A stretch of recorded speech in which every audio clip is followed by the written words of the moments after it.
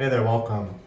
Today I just wanted to do like a kind of like a tiny meditation called the Boundless Sky Meditation. It's in a lot of the readings of Dzogchen Buddhism that I read.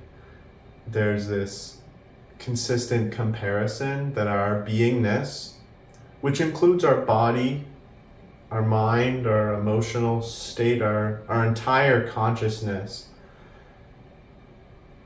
it compares it to the boundless sky and the sun and the stars and the clouds and that empty spaciousness that holds all these things. And I think it's really good and beneficial. I think all metaphors have a limit to them in how they can represent this intangible, boundless self. But there's a benefit to a type of meditation where you sit, you breathe, and you observe and you witness everything. Like I said, including the body and its sensations, the mind, the thoughts, the emotions, the feelings, the stuff of existence. You observe it, and you are the kind of spacious sky that goes through and inhabits and holds all that. Like they are all clouds. Your body sensations are clouds. Your thoughts and words and intentions and labels are clouds and birds and so on. And then you realize when you're sitting here and you just embrace the spaciousness of your own awareness, this illuminating, but not light, just this illuminating in terms of information and seeing. You illuminate everything you look at by just looking at it. You realize that you aren't those things. Those things, you aren't limited by anything, any cloud. The sky's never limited by the cloud. You could fill the sky with clouds and it would still be unfazed. And that's kind of what this feeling is of this spacious sky meditation, is that everything is just these moving clouds, moving objects that come and they go. They shift and transform. Sometimes there's a lot, sometimes there's a little. They change color, they change shape. But you are that untouched, holistic ground for all the clouds, for all thoughts, for all feelings. And I had a realization that even our urge, our desire to control the clouds, to have the clouds fight each other, to have contradicting thoughts, conflicting thoughts, arguments, to want to confine our reality to our desires, to an image, to an outcome, even if we think that's good and virtuous, to be good and to have no thoughts and to be clear and pure, and whatever confined image we're trying to create with meditation, reality itself is unfazed by this, so there's no harm in this in truth.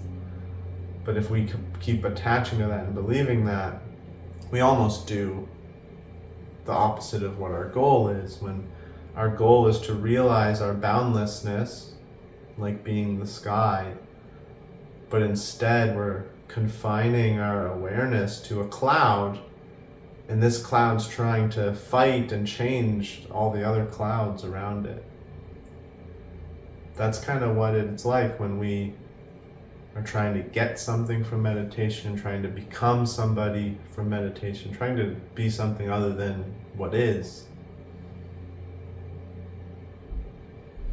And sometimes the sky is blue, pink, orange, sometimes it's black.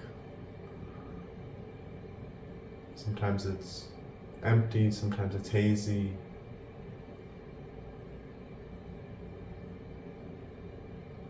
So our spaciousness, our beingness, isn't necessarily a static, single note thing. But our spaciousness, regardless, is unaffected by all the thoughts and clouds that arise. So I just invite people to sit to breathe. And any tension in the body, any thoughts that kind of keep circling or happening, worries and plans and arguments and projections and desires and cravings and even passions and hopes and plans of the future and recollections of the past, whatever content is occurring in our body, our neurons, our skin, our eyes, ears, tongue, nose, in our brain and head, in our heart, chest, in our aura. Whatever patterns, stimuli, or content that occurs, just see them all as clouds. And your view, your lookingness, your capacity to be aware is this 360, all-encompassing, translucent, boundless sky that holds all those clouds. Those clouds rise and they fall, they move, they shift, they form and dissipate. So simply just be, sit, rest, look, embrace the spaciousness within our being, even if we are a cloudy day. Above the cloudy day is the boundless sky. Below the cloudy day is the air.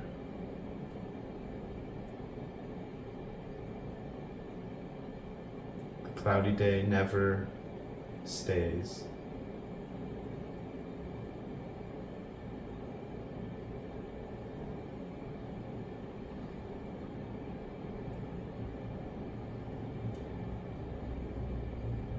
And when we can kind of pass through all those sensations and all those thoughts, like the sky passes through the clouds,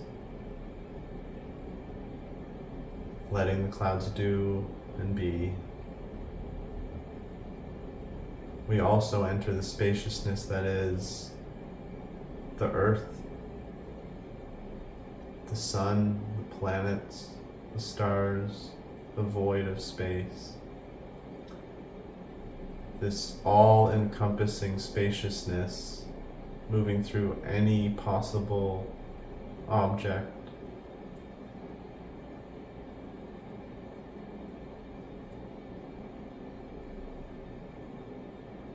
And that spaciousness continues into our skin and our cells and our muscle fibers and our organs and our bones and our marrow, and into our very presence. And we are that spaciousness. And that spaciousness is not limited by the visualization of a sky or a black void or the starry, encompassing landscape. It is boundless.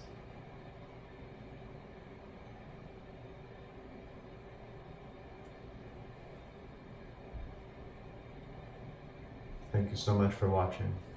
Om Saram.